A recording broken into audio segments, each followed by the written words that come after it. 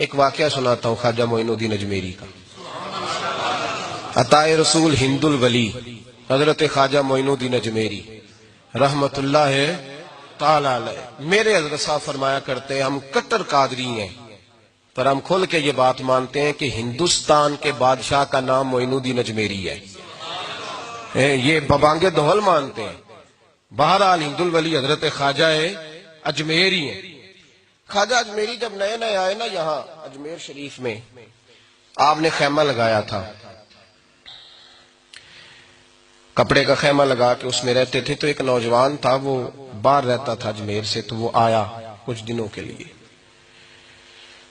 پڑھائی سے فارغ ہو کے. اجمیر کا رہنے والا تھا لیکن باہر رہتا تھا. جب یہاں آیا نا، وہ عصر کے بعد وہ گزرتا خواجہ اجمیری کے خیمے کے سامنے سے، جھونپڑی کے سامنے سے، تو خواجہ صاحب عصر کے بعد بیٹھ کے رویا کرتے تھے.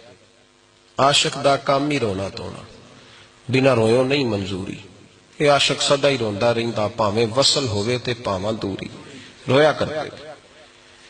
تو نوجوان بڑا سادہ سا تھا، بچپن میں والد فوت ہو گئے، صرف ماں ہی ماں تھی. ایک دن اماں سے جا کے کہنے لگا یہ مسلمانوں کا سادھو روتا کیوں ہے؟ اماں کہنے لگی مجھے کیا پتا. بچہ کہتا ہے میرے اندر تجسس بڑھ گیا کہ بابے سے پوچھوں تو صحیح کیوں روتا ہے. 2 4 5 10 دفعہ میں گزرا. ایک دن بے چین ہو کے میں کمرے میں چلا گیا اجرے میں. تو میں نے کہا بابا کیوں روتے ہو؟ کہنے لگے مجھے اپنے شیخ کی یاد آتی ہے، مجھے یاد آتی ہے. تو بچہ کہتا ہے مجھے اس وقت تک پتہ نہیں تھا کہ محبت میں بھی رویا جاتا ہے. میں سمجھتا تھا رونا صرف دکھوں میں آتا ہے. شیخ کی یاد آتی ہے. حضرت عائشہ صدیقہ رضی اللہ تعالیٰ عنہ فرماتی ہیں جس دن نبی پاک صلی اللہ علیہ وسلم رات کے وقت ہمارے گھر آئے نا، اور حضور نے فرمایا ابو بکر چل تو نے میرے ساتھ مدینے جانا ہے، تو میں نے جناب صدیق اکبر کو روتے دیکھا. تب مجھے پتا چلا کہ محبت میں بھی بڑا رونا آتا ہے، محبت میں بھی رویا جاتا ہے. فرماتے ہیں خواجہ اجمیر تو وہ نوجوان کہنے لگا بابا پیار میں بھی رویا جاتا ہے؟ کہاں؟ کہنے لگا میں نے بھی رونا ہے. تو آپ فرمانے لگے 2 شرطیں ہیں کہ کلمہ پڑھ جا، دوسرا میرا مرید ہو جا، آ جائے گا رونا. کہتے بلوش ہی لگ گئی، کبھی آنسو دیکھے ہی نہیں تھے.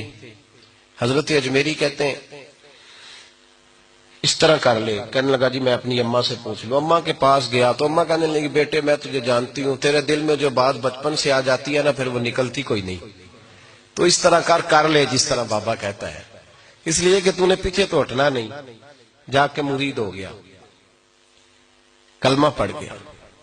اب بابا جی کہتے ناشتہ بھی میرے ساتھ کرنا ہے، شام کا کھانا بھی، اور فجر کی سیر میں بھی تو ساتھ جائے گا. پریت ہو گئی، پیار بڑھ گیا، پر کٹ گئے، زندگی بابے سے وابستہ ہو گئی. اب چند مہینے جب گزر گئے نا پوری لو لگ گئی. تو بابا جی کہنے لگے بیٹے تیری 3 چھٹیاں ہیں، 3 دن تو نے مجھے ملنے نہیں آنا. بالکل 3 دن کے بعد آنا. اس نے کہا مسئلہ ہی کوئی نہیں، پرواہ ہی نہیں تھی نا، پتہ ہی نہیں تھا. تو وہ چلا گیا گھر، صبح سے شام تک رہا. شام کو اماں نے روٹی دی تو 3 روٹیاں کھایا کرتا تھا، اب ایک لقمہ بھی نہ توڑا جائے.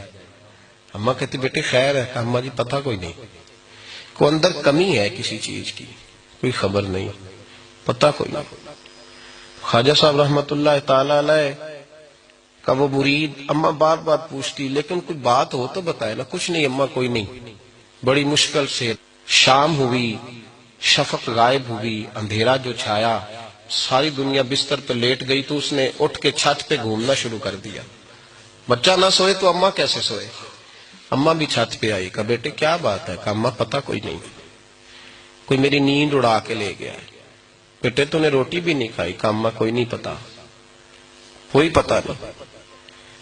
جب 12 بجے کے بعد کا وقت آیا تو پھر ہلکے ہلکے آنسو نکلے، اور جب سحری چمکی تو دھاڑے مار کے رویا. بیٹے کیا ہوا؟ لگا اماں میں نے بابا جی کے پاس جانا ہے، اسے کہے مہربانی کرے، میں نے یہ جدائی میرے بس کا روگ نہیں، اب نہیں میں نہیں رہ سکتا. فجر کی نماز پڑھ کے تو اماں گئی، کہنے لگی مہربانی کر اسے بلا. تو بابا جی کہنے لگے اسے کہے ابھی تو 1 دن گزرا ہے، ابھی تو وقت بڑا پیچھے ہے، ابھی ٹائم ہے. بس اگلے دن کی جو شام ہوئی تو ماں کے قدموں میں گر گیا، کہنے لگا خدا کا واسطہ اسے کہو میرا نہیں گزارا ہوتا، اب نہیں، آبادی ہو گیا، اب اگر اس کی دید کا نشہ نہ ملا تو مر جاؤں۔ حضرت اجمیری رحمت اللہ علیہ کے پاس اماں روتی ہوئی آئی، کہنے لگی بابا مجھے نہیں پتا تیرا اس کا رشتہ کیا ہے، میں تو ماں ہوں۔ اس کے آنسو گرتے ہیں تو میرا کلیجہ پھٹتا ہے، وہ جب روتا ہے تو میری جان نکلتی ہے، مہربانی کر اسے دید کا نشہ دے، میرا بیٹا ہے بلکتا ہے دیکھا نہیں جاتا۔ جب یہ لفظ کہے تو آپ فرمانے لگے ماں تو عویس کرنی کی ہو تو میرے رسول دیدار منع کر دیتے ہیں، تو ماں بن کے آئی ہے تو تجھے کیسے روک دوں؟ فرمایا جا اسے کہہ آ جائے۔ اب وہ وہاں سے نکلا تو دوڑا آیا اور آ کے کھڑا ہوا تو حضرت اجمیری مریدوں کو سبق پڑھا رہے تھے، کتاب کھلی ہوئی، بات ہو رہی تھی مریدوں کے ساتھ گفتگو ہو رہی تھی۔ وہ آ کے کھڑا ہو گیا، ایک نظر یوں اٹھائی تو دروازہ، بڑی دیر سے کھڑا، یوں نظر اٹھائی اس کی طرف دیکھا، بس دیکھا ہی تھا کہ وہ دھاڑے مار کے رونے لگا۔ تو حضرت اجمیری نے مسکرا کے ایک جملہ کہا، فرمایا پتہ چل گیا محبت میں بھی رونا آیا کرتا ہے، پتہ چل گیا، دوڑ کے قدموں میں آیا۔ اور پھر لوگ کہتے ہیں جب وہ آیا نا تو آنسو حضرت اجمیری کے بھی نکل گئے، رو پڑے، آہیں نکلی، فرمانے لگے بیلیا رات سویا نہیں نا؟ کہا حضور نہیں۔ فرمایا میں بھی نہیں سویا، تو اگر بیدار تھا تو کل شام روٹی نہیں نہ کھائی؟ حضور نہیں کھائی۔ فرمایا میں نے بھی کوئی نہیں کھائی۔ یہ محبت دو طرفہ ہوتی ہے، یک طرفہ تھوڑی ہوتی ہے، اگر تو نے نہیں کھائی تو میں نے کب کھائی؟ میرے بھائی ہمارے مشائخ نے محبت کی زنجیروں میں باندھا مریدوں، تو بند گئے، گزارے ہی نہیں ہوتے تھے۔ قطب الاقطاب حضرت خواجہ قطب الدین بختیار کاکی رحمت اللہ علیہ فرماتے میں حضرت خواجہ معین الدین چشتی رحمت اللہ علیہ کی خانقاہ میں بیٹھا تھا، اچانک ایک تاجر، ایک دنیا دار شخص آیا۔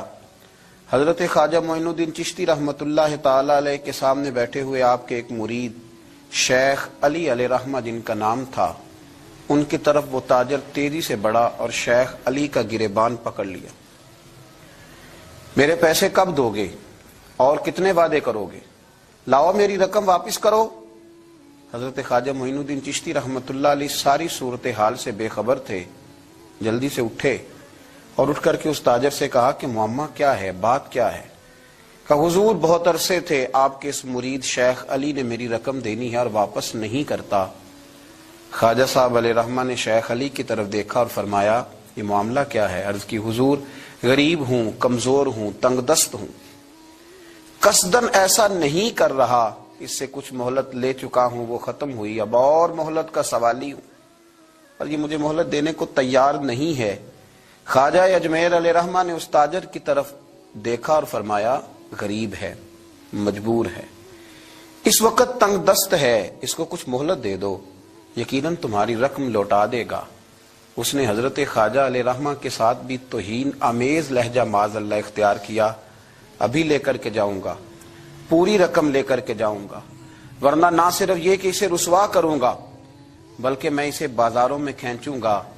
خواجہ قطب علیہ رحمہ فرماتے ہیں جتنے لوگ وہاں بیٹھے تھے ان سب کی طرف جب شیخ علی دیکھتے تو کمزور پڑتے، روتے، میرے پیر بھائیوں کے بیچ آ کر سرعام اتنے لوگوں میں میری اتنی رسوائی کر ڈالی۔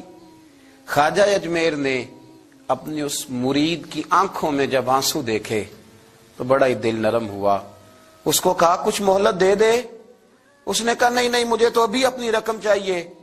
خواجہ صاحب رحمت اللہ علیہ نے زمین پر چادر بچھائی، چند سکے جیب سے کیا نکالے تھے کہ اللہ تبارک و تعالیٰ نے بھرے خزانوں سے دولت عطا فرما دی، یہ ہے تمہاری رقم، اٹھاؤ اور لے جاؤ۔ تمہیں فقیروں کو اس طرح رسوا نہیں کرنا چاہیے تھا، تمہیں خانقاہوں میں بیٹھے ان سادہ اور کمزور لوگوں کے ساتھ یہ رویہ روا نہ رکھنا چاہیے تھا۔ یہ کہا اس شخص نے پیسے اٹھانے شروع کیے اور اٹھاتے اٹھاتے نا جب اس کی نظر زیادہ مال پہ پڑی تو کچھ زیادہ پیسے بھی اٹھا لیے، ذرا نظر بچا کے دیکھتا کہ خواجہ صاحب دیکھ تو نہیں رہے، کچھ زیادہ رقم ہتھیائی اور وہ چلتا بنا۔ حضرت خواجہ علیہ رحمہ نے شیخ علی کو تھپکی دی، فرمایا اللہ نے تمہاری عزت رکھی، پر ایک بات میری یاد رکھنا، جب بھی بھروسہ کرنے کو دل ہوا جب بھی کسی طرف سہارا ڈھونڈنے کا دل ہوا تو یا خدا کی طرف دیکھنا یا محمد مصطفیٰ کی طرف دیکھنا صلی اللہ علیہ وسلم۔ یہ کیا درویشوں کا کیا کام کہ وہ دنیا داروں سے پیسے لے اور دنیا داروں کے ساتھ معاملات کرے، تمہاری یہ روش اچھی نہیں، لیکن اللہ نے تمہارا وقار رکھا۔ خواجہ قطب کہتے ہیں وہ بات تو ختم ہو گئی، لیکن شیخ علی کے چہرے پر کئی دنوں تک افسردگی رہی۔ وہ ان سب لوگوں کو پلٹ پلٹ کے دیکھتے جن کے سامنے آ کے اس نے گریبان پکڑا تھا، تو بیچاروں کی طبیعت بگڑتی، دل پہ افسوس ہوتا، اس کو ایسا نہ کرنا چاہیے تھا، میری غریبی کا یوں مذاق نہ اڑاتا۔ کہتے ہیں چند ہفتے گزرے تو اس تاجر کو ہم نے دوبارہ خواجہ صاحب کی خانقاہ میں داخل ہوتے دیکھا، لیکن اب کہ وہ بڑا ہی پریشان آیا، اب کہ وہ بڑا ہی افسردہ آیا، اب کہ وہ آیا تو ہانپتا کامتا تڑپتا آیا، چادر بڑی ساری اوڑھ رکھی ہے، آتے ہی حضرت خواجہ کی خدمت میں بیٹھا، تڑپ کے رونے لگا، کہنے لگا اجمیر کے بادشاہ بھول گیا تھا، معافی ہو سکتی ہے، غلطی ہو گئی تھی، درگزر کا سوالی بن کے آیا ہوں۔ عطائے رسول ہند الولی غریب نواز رحمت اللہ تعالی علیہ فرمانے لگے پہیلیاں نہ بجھا، جو بات ہے اس کو کھول کر کے بیان کر، فقیر تیری ہر بات سننے کو اور درگزر کرنے کو تیار ہے۔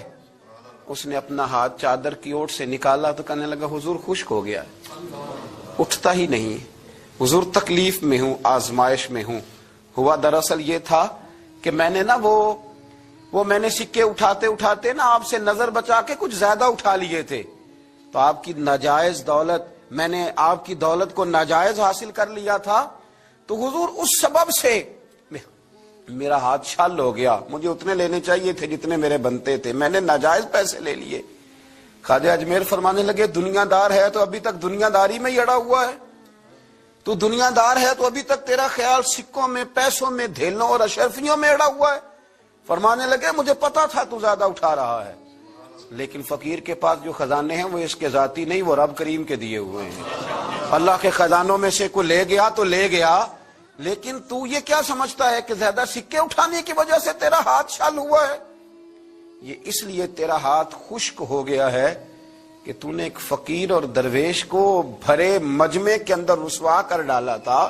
تیرا زیادہ پیسے لینے کی وجہ سے ہاتھ کمزور نہیں پڑا، بلکہ وہ جو تو نے اس غریب کے گلے میں ہاتھ ڈالا تھا اور اسے رسوا کر ڈالا تھا، تو کیا سمجھتا ہے وہ لاوارث ہے؟ اگر وہ کمزور ہے، تنگ دست ہے، تو بندہ تو رب کریم کا ہی ہے نا۔ جو تاجر، سیٹھ، نواب اور ذمہ دار کا رب ہے، غریبوں کا بھی وہی رب ہے، ان مسکینوں کا بھی وہی رب ہے، ان کمزوروں کا بھی وہی رب ہے۔ کہنے لگا حضور معافی کا سوالی ہوں۔ فرمایا اٹھ کے جا اور بھرے مجمع میں جا کے ایک دفعہ اس درویش سے معافی مانگ، مجھے امید ہے عرش کا رب تیرے سارے گناہ معاف فرما دے گا۔ ایک دفعہ معافی مانگ لے، جا سوال کر لے۔ وہ شیخ علی کے سامنے آ کے کھڑا ہوا، وہ کہنے لگا اگر آپ معاف کر دیں تو میری تکلیف دور ہو جائے گی۔ شیخ علی کی آنکھوں میں چھم چھم آنسو برسے، کہنے لگا آپ نے معاف کیا کہ نہیں کیا؟ کہنے لگے یار تو تاجر ہے، تو ذمہ دار ہے، تیرے دل میں پتہ نہیں کیا تصور ہے، پر میں نے تو معاف کرنا ہی ہے، اس لیے کہ نہ میں تاجر ہوں، نہ میں ذمہ دار ہوں، نہ میں دنیا دار ہوں، میں تو غریب نواز کا ماننے والا ہوں۔ میری مجبوری یہ ہے کہ جس شخص کا میں نوکر ہوں نا، اس نے سکھایا ہی معاف کرنا ہے، جس کے در دولت پہ میں رہتا ہوں انہوں نے درگزر کرنا سکھایا ہے۔ ادھر جب معافی ہوئی تو خواجہ اجمیر نے تھپکی بھی دی، دعا بھی فرمائی، رب کریم نے شفا عطا فرما دی۔ تو خواجہ اجمیر فرمانے لگے میاں جا، تیری تندرستی ہوگی، چلا جا۔ کہنے لگا حضور اب کس نے جانا ہے، اب تو میں تیری دہلیز پہ جھاڑو دیا کروں گا۔ یہ ہاتھ جو تیری دعا کی برکت سے شفا یاب ہوا ہے اجمیر کے والی، اب میں یہاں جھاڑو دوں گا، اب میں یہاں نوکری کروں گا۔